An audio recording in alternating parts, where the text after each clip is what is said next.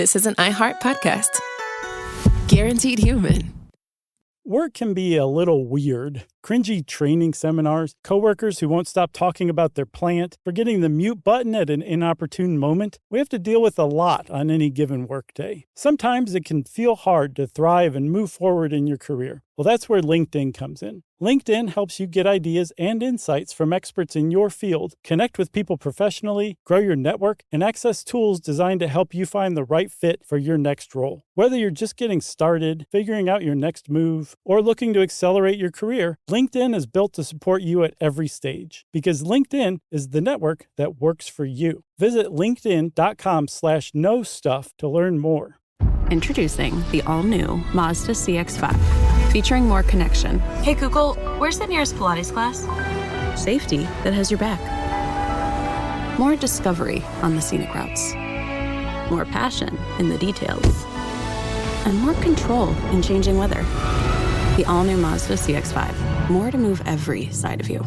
See it in 5 films at MazdaUSA.com/5sides. Google is a trademark of Google LLC. Sequences shortened and simulated. Attention world. If you can make it to America, then come see us. We are going out on the road for SYSK Live again, and we are going to start the whole thing off in Chicago on July 24th. That's right. And if you can't make it to America, maybe make it to Canada, because we're going to be in Toronto on the next night, the Danforth Music Hall. Then in August, we're going to do a couple of dates at the Wilbur in Boston on October 29th, in Portland, Maine's lovely State Theater on August 30th. Yep, and then we're going to be heading down to Florida. We're going to be at Plaza Live on October 9th. And then the next night, we're going to be in New Orleans at the Civic Theater. That's right. And then we're going to round it out in Brooklyn, October 23, 24, and 25 at the Bell House. Yep, so come see us. You can get tickets and info at sysklive.com. Welcome to Stuff You Should Know, a production of iHeartRadio's How Stuff Works.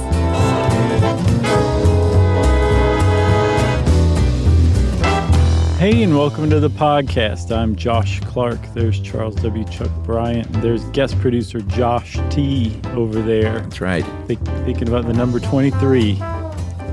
Just sitting there thinking about it. Oh, is he on 23? That's right. Uh-huh. I forgot that. Yeah, he's into Illuminati stuff, if I remember correctly. So and he's also, look at this guy. Uh-huh. He is so good, Chuck. He knows to just sit there and keep quiet, even though he's dying inside right now to talk about the number 23. If I just pulled out some random show from like our archive from years ago, could you say who the producer was? Oh, I don't know. Let's give it a try. Geez, now I have to think of a show that we did years ago. Well, since we're doing an animal show today, the only thing I can think of is animals. Elephants. Jerry. I didn't mean that long ago. Probably Jerry. Yeah. Or how about this? Can you name any shows that other guest producers were on off the top of your head? No. This game turned so lame so fast. I feel like well, Matt Frederick's too busy these days, but we can't have Matt anymore in here because all Matt would do is sit there and like nod his head like, yeah. It's very distracting. Either that or his hands would be clasped together with this look of sheer joy on his face just to hear us talk.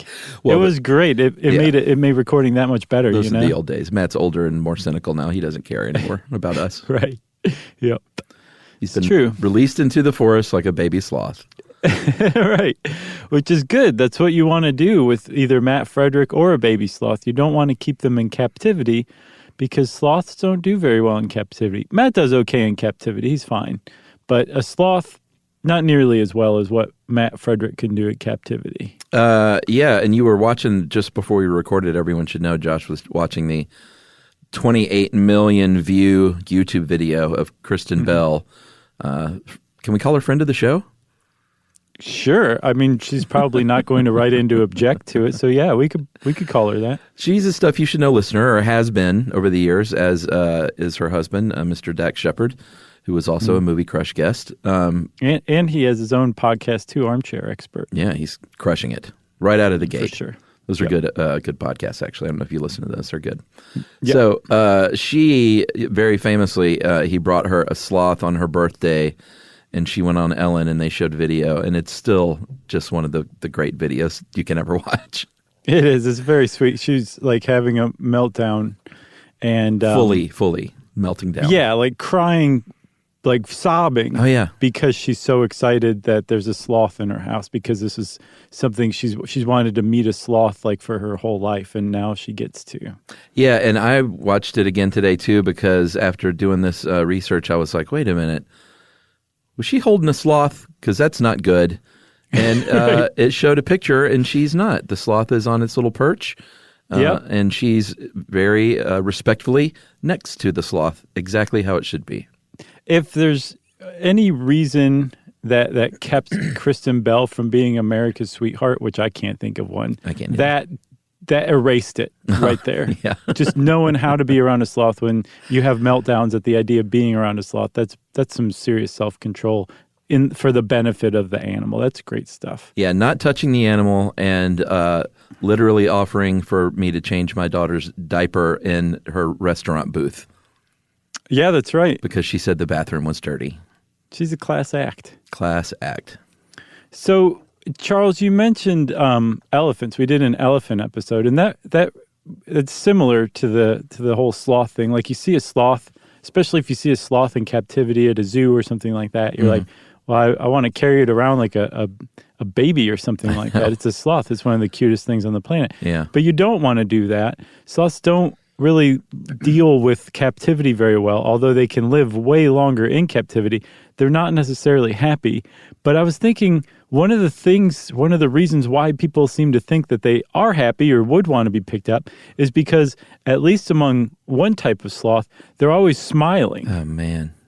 They're smiling, which makes them super cute. They also have a mullet. That's the three-toed bradypus sloth. Yeah. They have a mullet, and they are always smiling. But if you look, it's just the coloring on their face that happens to resemble a smile. They have so little muscle mass that they don't have the capability of smiling, making their face smile. It's just the colorings on their fur. Yeah, which can be very misleading to us dumb humans, because they can be scared or stressed out of their mind, and it still looks like they are just chilling and smiling. Right, look, it's smiling. It loves it when I juggle it with two bowling balls and a flaming pitchfork. Oh, That's the best I could come up with. Wondering where that was going. Have you ever seen a flaming pitchfork? It's something. Only on The Simpsons. So let's get into this, because the cuteness is it's cute overload when it comes to sloths. They are ridiculously cute. Mm-hmm. Their whole vibe is just, right up my alley, at least. Sure. Not that I'm lazy. Mellow and... But, well, you know me. The real me isn't super mellow, but I like to pretend to be. Sure. I strive to be. You get the sloth vibe. Yeah, it's an aspirational state, slothness. Yeah, so I love the very first sentence of this research says they are highly successful, which kind of cracked me up when I read it, because I pictured sloths, of course, in business suits, like running a company. Right. Can you hurry it up? I have no time for this. But what that means is that for a very, very, very long time, sloths generally have flourished in the world. Yeah, they think that they probably evolved. They're part of a group or a family or some taxonomic designation called Xenothara.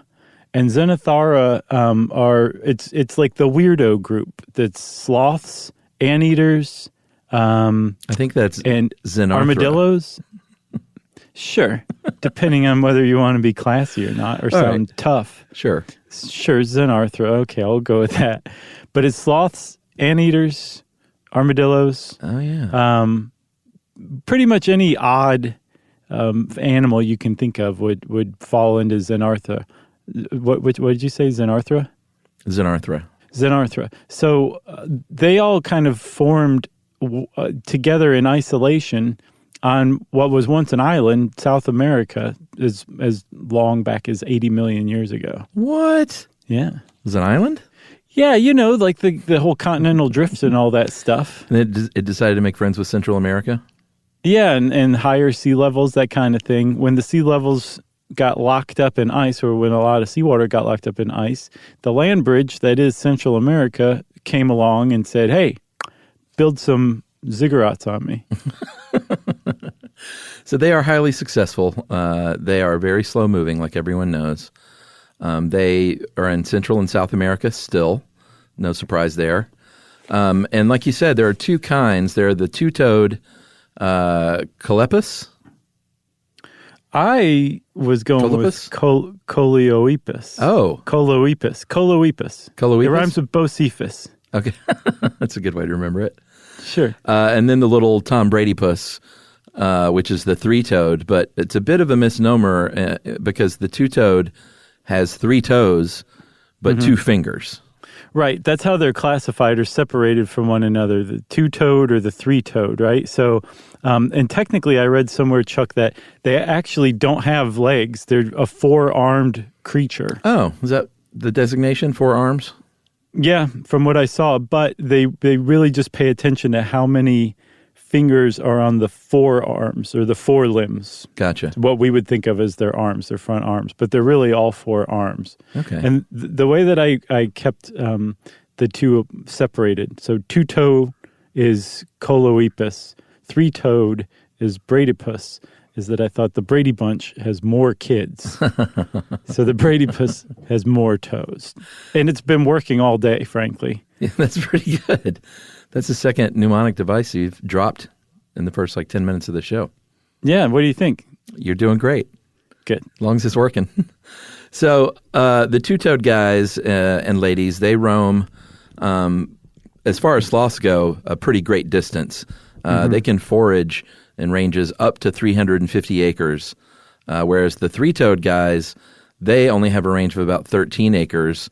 And then there's the cutest of all sloth, the pygmy sloth, that are just on one little island off the coast of Panama.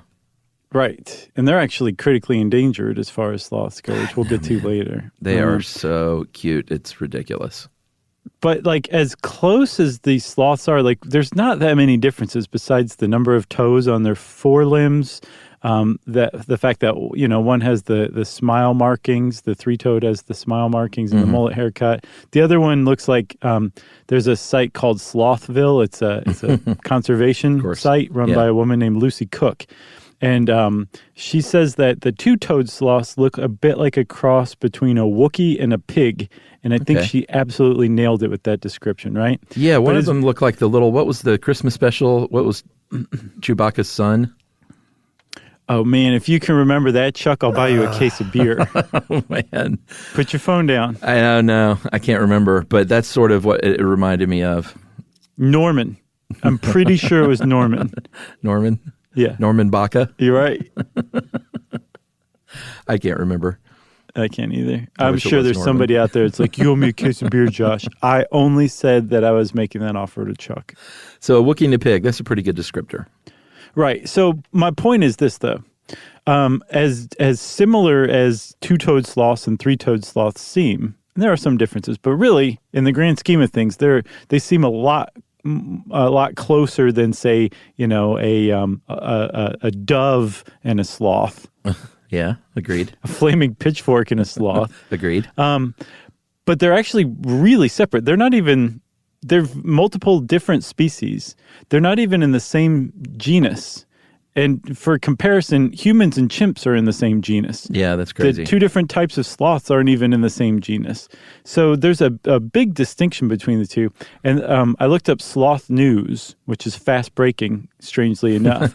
But there's a study that came out recently where they did some molecular DNA studies on sloth evolution, and they found that the two-toed and the three-toed sloths may be even further separated and may have evolved independently of one another. That they may be even more distantly related than we think. So, as similar as they seem to be, they're actually pretty different. Although they are really similar, it's a weird fluke of evolution all around. Yeah, characteristically, I think they're fairly similar. The two-toed variety are a little bit bigger and hang upside down a little bit more than the three-toed variety, who you'll see those sitting upright sometimes in trees. But I read somewhere that sloths can spend up to 90% of their life upside down. Which is amazing. They do everything upside down. They mate upside down. They give birth upside down. They do almost everything that they do upside down, hanging. And did you say it was the two-toed that spend more of their life upside down than the three-toed? Yeah, two-toed a little bit more hang time. Right. So that's one difference. But even still, it's not like the three-toed are just averse to being upside down. I think both of them spend so much time upside down that the part of their hair, rather than being on their backs or their head, the top of their head like ours is, it's on their bellies because they're upside down so much that's how gravity has forced their hair to part, just like Shemp. Like an upside-down Shemp. Boy, Shemp's hair. Wow. It was something. It was something. He had the original butt cut. Yeah, it was, wasn't it? Yep. So the bradypus also has an extra neck vertebrae. So if you've ever seen a sloth seemingly turn its head 360 degrees, it's because they can turn their head about 270 degrees and have almost a 360 degree, counting their peripheral vision, range of sight. Yes, but without moving their body, that is. That is strictly from moving their head. They actually, again, they lack so much muscle mass and tissue that they don't have the muscles to move their eyeballs in their heads. So when they look around, they have to move their whole head. I felt but like it has helped out for sure, especially after a hard night on a Saturday. But the fact that they have that extra vertebrae helps them look around more. But it's just one more thing that make them an extraordinarily unusual creature, because only sloths and manatees are mammals that have more than 7 vertebrae. Every other mammal on the planet has 7 vertebrae, and sloths and manatees are the only 2 that don't. A manatee's a mammal? Yeah. All right. Yeah, they breathe air. They just spend a lot of time in water. They were probably some sort of like wolf or bear or something that eventually took to water. Well, speaking of bears and water, sloths are really good swimmers. If you look up a YouTube video of sloth swimming, it's actually, they can kind of get around and are somewhat graceful in the water. They can hold their breath for up to 40 minutes. And in order to do so, they can cut their heart rate by 2/3 and their metabolism down, which is like they already, we'll get into their metabolism later, but that's saying something if they can cut their metabolism down even more on purpose. Yeah, for real, because the sloth metabolism is a thing to behold in your mind. It's like, we'll get to it in a little bit, but just know that I'm excited to talk about sloth metabolism. Okay. And then I mentioned, speaking of bears, their original predecessor back in the day was something called the giant ground sloth, or a megatherium. And if you look at this thing, it looks sort of like a bear. Its face is a little bit different, but it kind of looks like just a big giant brown bear. It looked like a giant beaver to me without the tail. Oh, really? That's what I thought. Well, a beaver without a tail is really just a tiny bear with big teeth. I guess so. But they found that just from examining its bones, they found that it could walk on its back legs, which makes it the largest bipedal land mammal that ever lived, which is pretty cool. And it was a sloth ancestor. Amazing. And we used to eat them too, Chuck. We found tool marks on some of the bones. And they think, well, humans probably hunted it to extinction. Yeah, tuk, I guess. Yep. Although we determined he was a Neanderthal, right? Right. He's been designated officially as a Neanderthal. Shall we take a break? I think it's high time, man. All right. This is our slowest episode ever, and we'll be right back.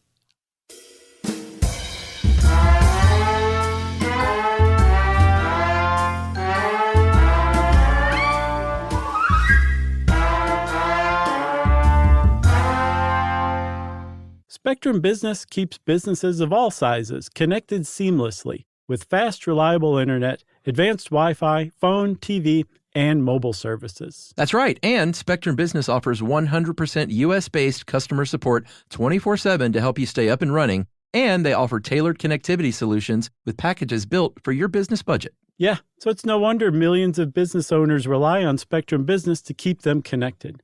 Visit spectrum.com/business to learn more. Restrictions apply. Services not available in all areas.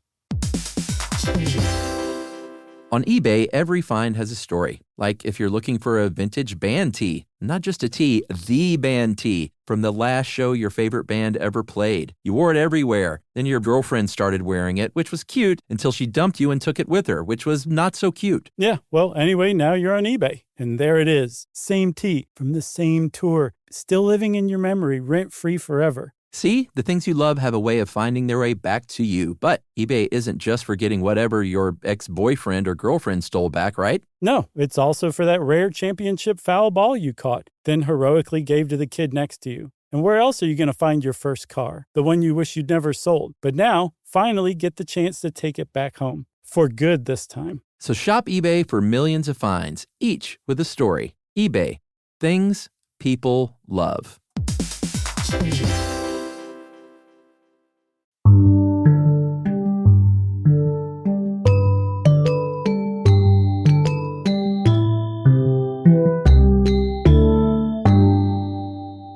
So before we get going on more real sloth stuff, I'm assuming you have not seen the movie Zootopia, or have you? I don't think, no, I Animated haven't. kids movie?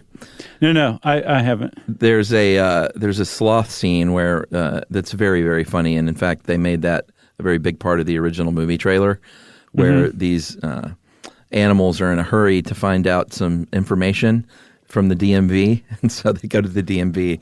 And of course, as you know, sort of an in-joke to anyone who's ever been at the DMV, which is notably slow, they had a sloth it was completely run by sloths.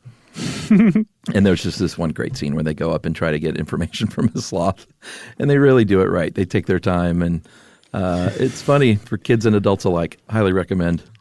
It is, and I mean, like, it's probably fairly accurate because sloths, you know, everybody knows they're super, super slow. How slow, but it's Josh? It's not really an overstatement or exaggeration. They genuinely are extremely slow. I saw that they move on the ground, which is when they move about the fastest, aside from swimming. It's something like 0.5 kilometer per hour at top speed, and that they'll move maybe 6 to 8 feet up a tree in a minute. Yeah. And these things are made to climb trees, and that's how fast, or I should say, that's how slow they move. Yeah, they're the actual term sloth dates back to the 12th century in Spain, or in the Spanish language at least. They were called los perezosos, which translates to the lazies, which is hysterical because Emily and I often call animals lazies. Look at those lazies, because pets are lazy. Sure, yeah. They're not sloth lazy, though. No, they're not sloth lazy, but that literally translates into the lazies. And then when the Spanish explorers started talking about the lazies, it was translated into the word sloth in English in about the, I guess, early 17th century. Yeah, because it was a cleric, I believe, who was like, oh, well, we don't talk about laziness, we talk about sloth because it's one of the 7 deadly sins. No, it's really kind of a down word when it's used as an insult. For sure. You know, but it's like the sloths are the best, so I don't know. Yeah. I like it. I know, but at the same time, it's like if somebody calls you slothful, you know that they walked right past lazy. Like they saw it and said, nope, lazy's not enough. I really want to drive home how much I disdain your laziness. Yeah, that is a good descriptor. Like if someone at work is slow with something and you describe them as slothful instead of just slow.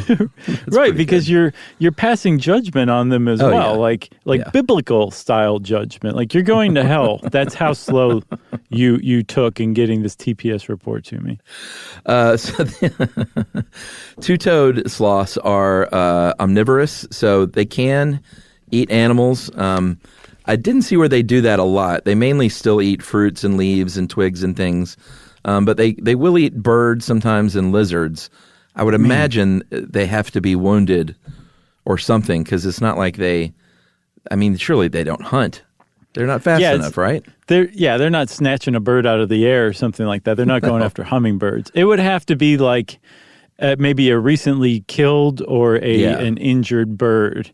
And man, if you're an injured bird in the tropical rainforests of Central and South America, I'm guessing the last thing you want to see is a hungry two-toed sloth slowly coming at you because you know it's going to take a really long time for it to eat you alive. There's a funny YouTube video actually called When a Sloth Chases You. And it's just a sloth on the ground, like set to horror music for. That's awesome. That's awesome. I watched a lot of sloth videos. There's a lot of good ones out there. I recommend looking up Sloth Fight. Okay, I didn't see that. You'd think it'd be sad or disturbing, but there's a bunch of different videos, and it's in the grand sloth style. It's really cute when sloths fight. Yeah. Oh, bite or fight? Fight. Oh, gotcha. Like they look like they're taking it seriously, and they're all agitated, but it's impossible for us to take the sloth fight seriously. It's just too cute, and they're just too incompetent at fighting. Oh, dear. The three-toed guys, they are very much more picky eaters, and they eat generally these toxic leaves from just a few trees, and they hang around. Like, if they find a good tree that they like, they will hang around that tree for a long, long time. Yeah, there's apparently they know that some three-toed sloths will inhabit the same tree for their whole life. It's rare, it's unusual, but even still, I mean, their entire range usually doesn't extend over like 13 acres or 5.5 hectares, right? Like it's a very small, limited area that a three-toed sloth in particular, will inhabit their whole life. All right, I think we can talk about the metabolism now since we're eating. Oh yes, I'm so happy. I know what your fact of the show probably is, so just go ahead. There's like 8 in here. Yeah, that's true. So the reason sloths move so slowly is because, in part, they metabolize so slowly. Like when you metabolize, you're converting like food into energy, right? Mm-hmm. And you're doing all sorts of stuff with that. You're moving your muscles, you're walking, you're laughing, you're talking, you're recording a podcast, you're digesting food. And sloths are mammals, so they do have this metabolism that's similar to any other mammal metabolism. It's just way slower, and therefore it's way weaker. Like the human metabolism puts out about 80 watts of energy at any given time. Sloths put out less than 4 watts. It's just extraordinarily slow. And even compared to humans, or compared to other animals their same size, they metabolize things way more slowly. So the reason that they move so slowly is because they literally don't have the energy to move much faster. Yeah, it takes a whole month to digest a meal. Mm-hmm. They have to do it that slow. If they would digest faster, it could poison themselves because they're eating these toxic leaves. Right. They don't have incisors, so they trim these leaves down. They smack their little lips together and trim these leaves down. Mm-hmm. And again, I hate to say the word cute again, but it's pretty adorable to see a little sloth chewing on a leaf. Yeah, but imagine you're a wounded bird and a toothless sloth is eating you to death. Yeah, I imagine it's not a quick death. No, you get gummed to death. And I think the fact of the show probably is this whole farting business. Sure, we'll take it. All right, well, here's the deal. They eat so slow that they don't even have gas that builds up in their system. That is how slow they are digesting their food. So the gas just gets reabsorbed through the intestines and into the bloodstream. And it says here that the gas is then respired out of the lungs. Does that mean that they mouth fart? Or does it... Yeah, that's what I saw, is that they basically pass those same gases that they normally would out of their fanny, in the American sense, out of their mouth through breathing. Interesting. So yeah, I guess they mouth fart. Worst band name ever. That Mouth may be fart? worse than Diarrhea Planet. I think you're right, man. It's better than... No, it's actually worse than Frozen Poop Knife, too. They should do a joint tour. Yeah. Yeah, you know that mouth fart's going to be the opener always. They're never going to make it to the headline. You boys will never headline. No. And I say boys because there's no way a girl band would be called Mouth Fart. They're way too smart for that. Fart. Yeah. So they also have a multi-chambered stomach, sort of like a cow, which is really interesting because that's like a third of their body weight if their stomachs are full. Yeah. And I mean, like the reason why it's so much of their body weight is because they digest food so slowly. They have to have this multi-chambered stomach to get as many nutrients as they possibly can out of it.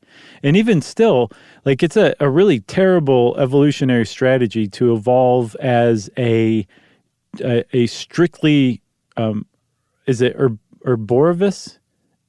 A strictly tree-dwelling herbivore. Yeah. Like that's a really bad strategy because you have to be small enough to exist in the tree, right? Yeah. But at the same time, you have to be big enough to eat tons of leaves every day. Yeah. Well, if not, because leaves don't give you, they're not very energy dense, so you have to eat a ton of them to get good energy. Well, the sloths evolved a different strategy. They just slowed their metabolism down. Right. So they can be small, but they don't have to eat that many leaves. And in fact, they can go for days without eating. And because they digest so slowly, they only poop about once a week. But to the central cog of this whole adaptation is having a big stomach that can very slowly digest every possible nutrient out of the food that they eat. Yeah, so they do. They defecate and urinate once a week, generally in the same spot, kind of at the base of the tree. I don't think they like to wander too far because when they're on the ground, they are much more at risk than when they're up in their tree. Because they're super slow and they're at risk for attack for, whatever. Any sort of larger mammal could come by and have a sloth lunch at any time.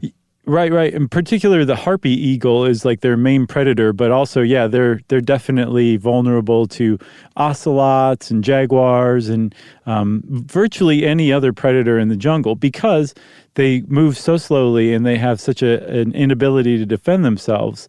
But some researchers think that the reason sloths evolved to move so slowly is because it's a defense mechanism for them. That rather than like the howler monkeys that they share the jungle with, when something comes along and gets the howler monkeys agitated, the howler monkeys scream and run around and try to escape. Yeah, it's chaos. The sloths who may be in the same tree as a howler monkey just stays motionless and silent. And so they camouflage in with the tree. So that really slow movement is actually a defensive adaptation as well. Yeah, I think the sloths' defensive motto is nothing to see here. You're just like, we're just going to be really still, let these monkeys take all the attention and no one will notice us. And that's kind of the idea. Yeah, that's exactly the idea, and it works. It actually does work, and it's misleading, I think, to say, which means I accidentally misled everybody, that sloths have no recourse if they are found out. I saw at least one video where a harpy eagle found a sloth in a tree and lands right next to it, and the sloth just slowly lifts its arm up and kind of swats behind it with its claw at the harpy eagle, and the harpy eagle looked kind of puzzled, but it worked. Like the harpy eagle left it alone. Interesting. So yeah, they can ward off danger, just not that frequently actually. Yeah, and they despite the fact that they move super slow, and they are lazy, they don't actually sleep as much as you would think. In captivity, they will sleep a lot longer because they have no predators around, no jaguars, right? And they understand that, and they're like, all right, everything's cool. I can really dig in and sleep some. But out in the wild, they sleep, a little under 10 hours, which is, I guess, if you would have asked me beforehand, I would have guessed, 15 and up for sloth sleep. Well, they will in captivity. They sleep as much as 15 to 20 hours a day. But in the wild, they think, like you said, they got to be on point. And they're not stinky either, which is another great thing, even though you definitely don't want a sloth as a pet for reasons we'll talk about later. They don't smell. They smell kind of like the trees they live in, which is kind of great, and another defense mechanism. Yeah, so the reason that they smell like the trees that they live in is because sloths move so slowly that algae grows on them in their coat, in their fur. Yeah, this is the other sort of amazing part. Like, I had no idea. No, I didn't either, and I don't think researchers had much of an idea about this until recently. They knew that sloths got covered with green algae, especially during the rainy season. Normally they have like a tan or a brown colored coat. But when it gets rainy in the tropical rainforest they live in, an algae like growth will build up on their coat. Which, I mean, you try to grow some algae on you. You can't do it. I've tried. Even if you didn't take a shower, you move around too much. You couldn't get any algae to grow on you. Sloths can. And at first they thought, haha, that's hilarious. Yet another funny fact about how slow sloths are. But as they've researched more deeply into it, they found that actually the sloth coat is an amazing ecosystem in itself on the sloth, and that whether it's intentional or not, the sloth actually kind of cultivates a farm inside of its own coat that it uses to help feed itself too. Yeah, so I mean, I had seen pictures of these green tinted sloths and always kind of wonder what the deal was. It helps act as camouflage, which is super helpful. Right. Yeah. And I don't know, did you mention the groove in the center of the hairs? No, Yeah, so each hair has a little groove down the center, and that's where the algae is allowed to grow. And obviously, because they're not moving fast, you're going to get, more of a chance to grow too. But like you said, they are a little ecosystem into themselves in that fur. They did one study that found 980 beetles living on a single sloth, just taking roosts in their little jungle coats. Right. And then there's this moth species. This is crazy. The sloth moth, which is another great band name, by the way. Yeah, sure. Cryptosis Calepi? Coloepi? I always say just the E. It's always O-E. I think you're right. Yeah. Coloepi, Coloepi, something like that. All right. Tomato. Cryptosis Coloepi Dyer. And they actually colonize exclusively in sloth fur. Right, that's the only place you will find that type of moth is living in the fur of a sloth. It's the sloth moth. Yeah, like totally symbiotic relationship. They climb down once a week to poop, and these moths lay their eggs in that poop. And yes, they can actually lay their eggs in dingleberries, sloth dingleberries. Sure. Everyone knows what that is, right? Do we need to explain that? I don't know. I would say look it up. Okay. I think that's as far as we need to say. So the adult moths emerge from this poop, and they then say, "Mama," and they fly up and take rest in the sloth's fur. Right, and then they mate and reproduce, and then they lay eggs in the sloth poop, and the circle of life continues. But again, this type of moth you won't find anywhere on Earth except in the fur of a sloth. And then there's also beetles in there.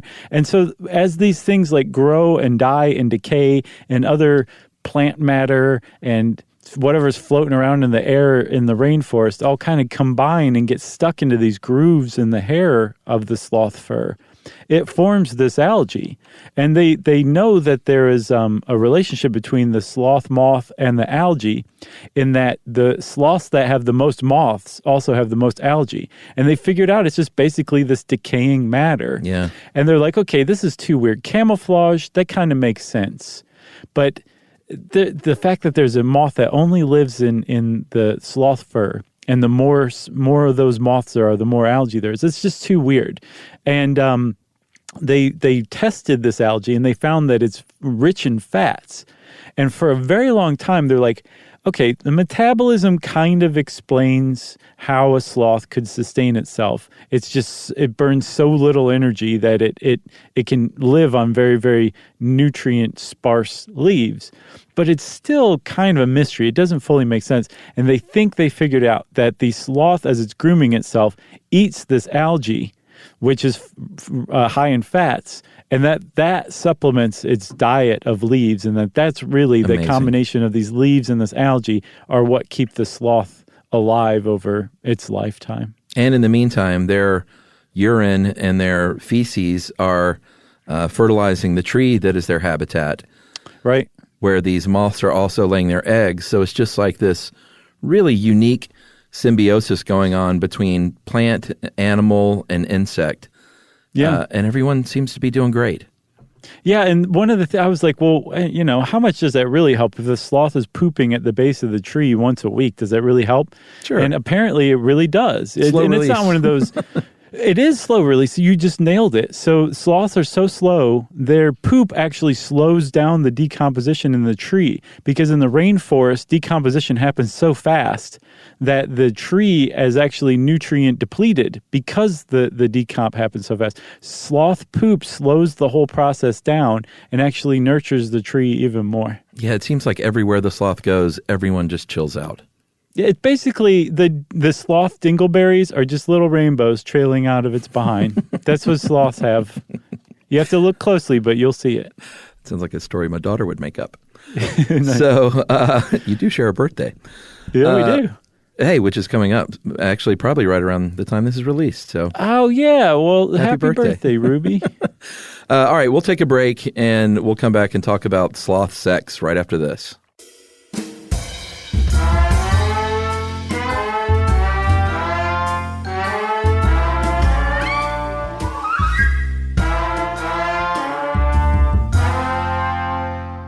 Spectrum Business keeps businesses of all sizes connected seamlessly with fast, reliable internet, advanced Wi-Fi, phone, TV, and mobile services. That's right. And Spectrum Business offers 100% U.S.-based customer support 24/7 to help you stay up and running. And they offer tailored connectivity solutions with packages built for your business budget. Yeah, so it's no wonder millions of business owners rely on Spectrum Business to keep them connected.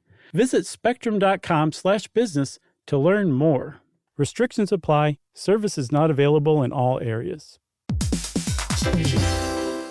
On eBay, every find has a story. Like if you're looking for a vintage band tee, not just a tee, the band tee from the last show your favorite band ever played. You wore it everywhere. Then your girlfriend started wearing it, which was cute until she dumped you and took it with her, which was not so cute. Yeah, well, anyway, now you're on eBay. And there it is. Same tee from the same tour. Still living in your memory, rent-free forever. See, the things you love have a way of finding their way back to you. But eBay isn't just for getting whatever your ex-boyfriend or girlfriend stole back, right? No, it's also for that rare championship foul ball you caught, then heroically gave to the kid next to you. And where else are you going to find your first car? The one you wish you'd never sold. But now, finally get the chance to take it back home. For good this time. So shop eBay for millions of finds, each with a story. eBay.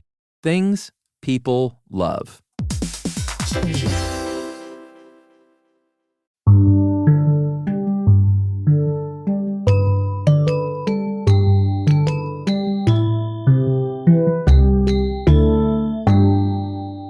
All right, Chuck, you promised it. You have to deliver. Sloth sex, blow by blow, go. So here's the deal. This is where things like, if you're like, all right, the sloth is the cutest thing, and this is all adorable, and they're just amazing. They are all those things. But this is when you might, I just want to prepare everyone to be slightly disappointed maybe a little bit with the next couple of segments. Because first of all, sloths, you want to just think they sit around and just hug and love on each other all the time. They're solitary creatures. They don't want to be around even other sloths. No, but this is something that you can have to kind of pick yourself back up after that devastating blow. Okay. In a square kilometer of rainforest, there might be something like 700 sloths. So they're close. So even though they're very dense neighborhoods of basically shut-in weirdos. Imagine that. That's a sloth community. The most devastating thing is coming up later. I know you know what I'm talking about. Oh, yes. Oh, boy. But the males, like, let's say two sloths did find themselves on the same tree. They might get into a little fight, but more than likely they'll just, one of them will leave and they'll go find their own tree. And it might be a tree 10 or 15 feet away, it sounds like. But it's their own. They look for new trees also when they're searching for a female partner, the males do. And they mate very quickly. It lasts just a few seconds. And then the males leave the female. They don't have anything to do with the babies, which I looked up and I was like, surely they have some cute name like sloth babies, but they're just called sloth babies, which is cute enough, I guess. Yeah, that's pretty cute. It's not bad. So, we were talking about fertilizing trees and everything when they come down and poop once a week. Yeah, I know where this is headed. So that was a big mystery. Like, why would you, if you're a sloth, coming down from a tree to poop uses up about 8% of your energy. That's a lot. Yeah. And it doesn't make any sense because it leaves you vulnerable to predation. Some researchers say, we got to figure it out. They're leaving scent markers on the tree to signal to other sloths, come on over here. I'm open to whatever freaky stuff you want to try, sloth friend. Yeah, anal secretions. So he like a male sloth will literally just say, I'm just going to rub my anus here, and I'll meet you back there at 11 o'clock. It leaves a little rainbow trail. I guess so. The female can also, and I heard these, I looked up some videos on the female mating call or whatever, because they can also put out the call that they're ready. And it's described as a high-pitched scream here in this article, but it sounds sort of bird-like. Like if I was in the jungle and I heard this, I would think it was a bird. Yeah, it's not sexy, though. It's not sexy. It's animal. Did you get that reference or no? No, I didn't, but confused. I appreciate you saying it was a reference. Beverly Hills Cop. Balky. Oh, yeah. His little cameo in Beverly Hills Cop. He was one of the all-time greats. I never watched that TV show. I know you didn't, and Chuck, you're missing out. Remember, really? I keep going back to that piano moving episode, and it was just one of the greatest pieces of physical comedy ever. Yes. Really? But yeah, also, and it wasn't just Balky. Like, Balky and Cousin Larry were really well cast. They were perfect foils. Seeing Cousin Larry get like his last bit of patience just break and his eyes get really big because Balky did something, it was a beautiful thing to behold. Cousin Larry, was he the other guy, the main guy? Yeah, I see a DVD box set in your future. Were they actually cousins? In the show, yes, but not in real life. I don't know the setup at all. Is it that he has this wacky cousin from another land that all of a sudden shows up on his doorstep? Yeah. Okay. Balky Bartokomous from, I can't remember. They say it a bunch of times, but he's like a southern central European type guy, like from the Balkans or something, like Latvia or something. And he comes over to America and he stays with his cousin Larry. I'll have to check it out. It's funny, all the great TV out that's mounting on a list. I'm like, I'll have to check out Perfect Strangers. Right, exactly. It's on my list. It should be high up. So the woman puts out the mating call. The males, there may be competition for that lady who is in need. And if they do fight, they will fight upside down. And like you said, it's a sloth fight is, I guess, pretty cute, as it turns out, right? It is cute. Yeah, it is cute. So, yeah, the males will fight to the hurt, bruised ego, and then one of them will leave. And the male that remains will say, okay, give me a kiss, baby. And then they'll do it like a few times. Yeah. But it's really fast, apparently. I have enough pride to not look up sloth sex, but from what I read, it happens very quickly, and then that's that. And like you said earlier, the male just kind of moves along, like good luck with our children, and then the sloth gestation period depends on whether it's a 2-toed or a 3-toed sloth, but it's somewhere between 6 and 11 months, and then a sloth mom will give birth to one sloth baby at a time. No litters. Nope, just one cute little baby. So here's where it gets devastating. They do nurse their young for a little while, but again, that takes a lot of energy to nurse a little baby. So they only do that for a couple of weeks before they wean that baby onto solid food. The mommy is passing along all the information that the baby needs to know about what food is and how to hang and live in trees. And they do cling to their moms, which is super cute, for about 6 to 11 months. And then they are off on their own, although they do, this is sort of cute, they do share a range with mom and apparently will stay within calling distance of one another. Mm-hmm. And this is all great. And I know I'm set everyone up for heartbreak. So here it goes. If a mommy sloth is up in a tree and baby sloth slips and falls down to the ground, mommy may just leave baby there. Yeah. And that is like really hard for me to accept. I know. I know. Because a baby sloth is cute. Adult sloths are cute enough, but a baby sloth is just like eye bleach, right? So to the idea of it just being like, well, down there on their own. Sorry, kid. Waiting to be eaten. It It was a great 3 months we had together, but I'm not going to put myself at risk of being vulnerable to some sort of That's predator. the deal, right? Yeah, that's what they think, is that the baby's just not worth it to the sloth, which is really sad. I would understand that if there were sloth litters, maybe same. one of them fell off, or that they didn't bond, but they clearly do bond during the piggyback phase of the baby's development. Yeah. So they think that it's just too much of a risk for the sloth, and the sloth says, "Better you than me, kid." Yeah, this disturbed me because I was the same as you. I was like, if there was a litter, I get it.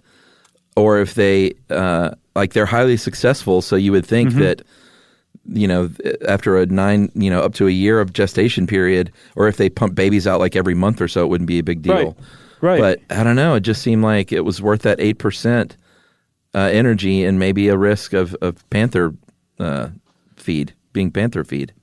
Right. So, I mean, I guess it would, if the baby falling happened to coincide with the mom having to poop at the base of the tree, maybe the baby has a chance then. I'm going to save you because I got to take a dump. Right. Oh, man. So let's just go right past that because that is still super sad for me to think about. They do live for about 20 years in the wild, which is pretty good for a mammal, especially one that slow and that, seemingly defenseless.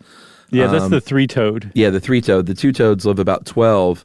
In captivity, though, they can live 30 and 40 years, including our old friend Miss C at the Adelaide Zoo in Australia, who just died a couple of years ago at the old age of 43.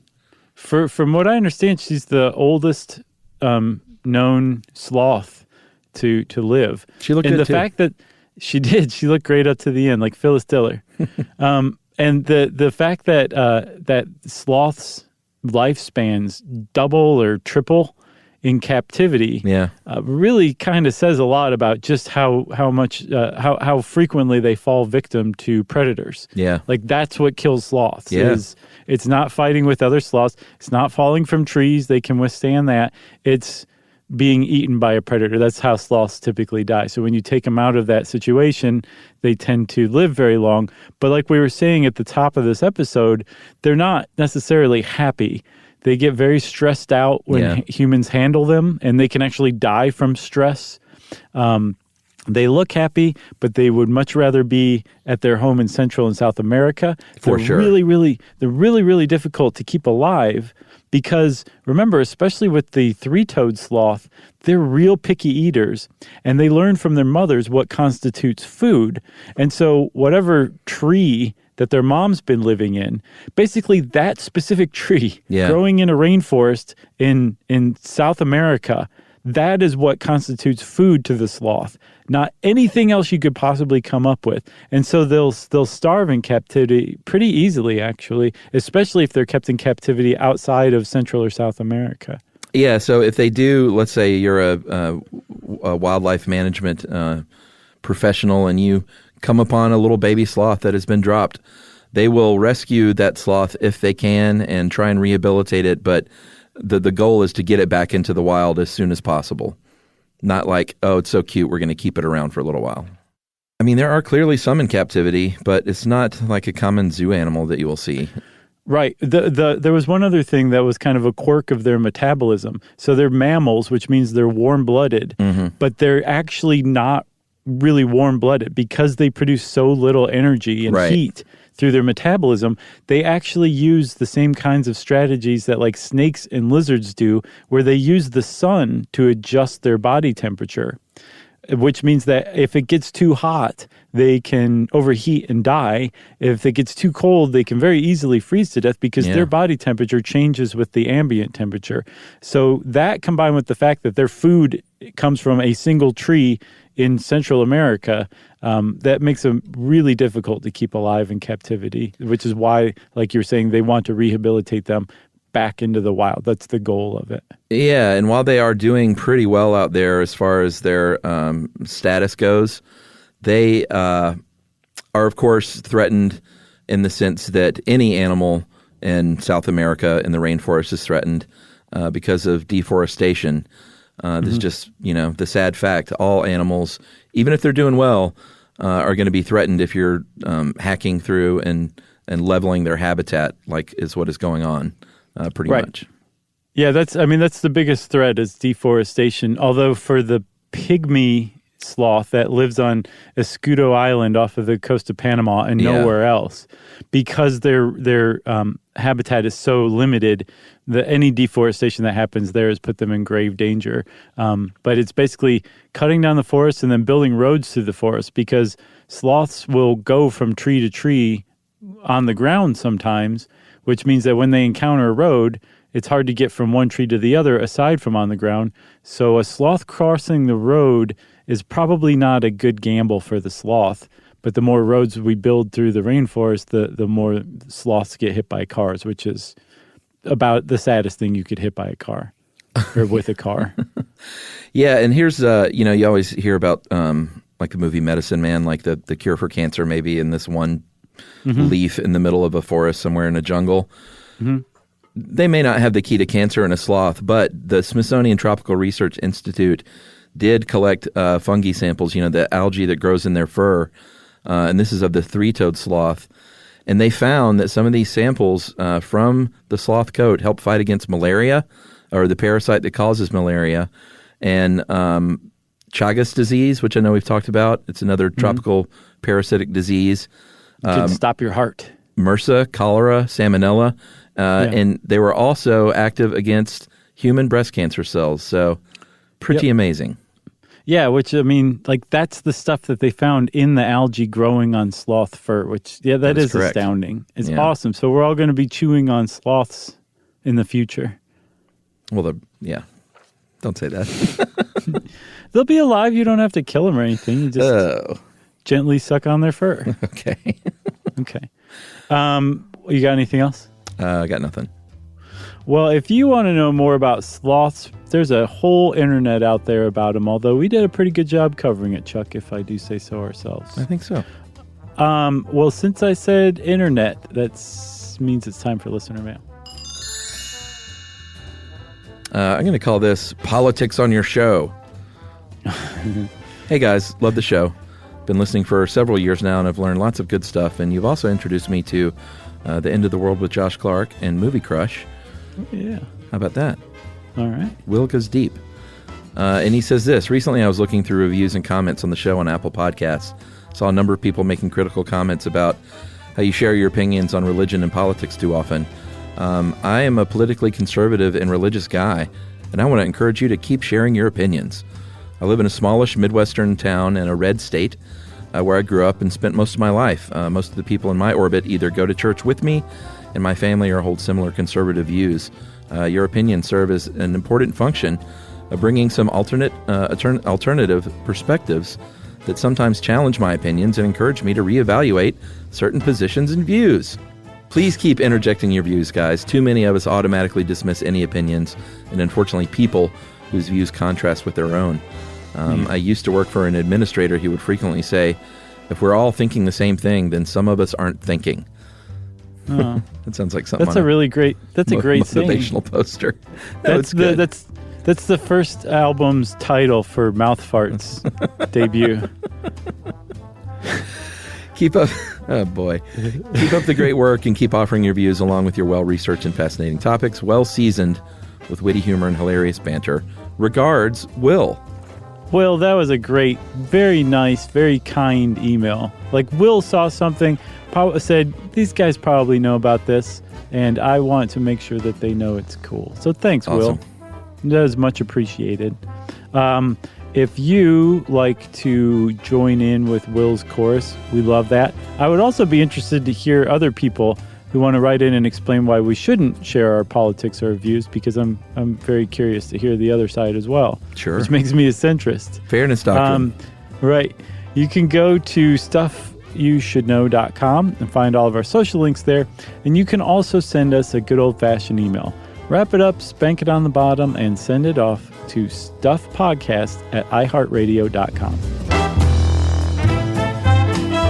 Stuff You Should Know is a production of iHeartRadio's How Stuff Works. For more podcasts from iHeartRadio, visit the iHeartRadio app, Apple Podcasts, or wherever you listen to your favorite shows.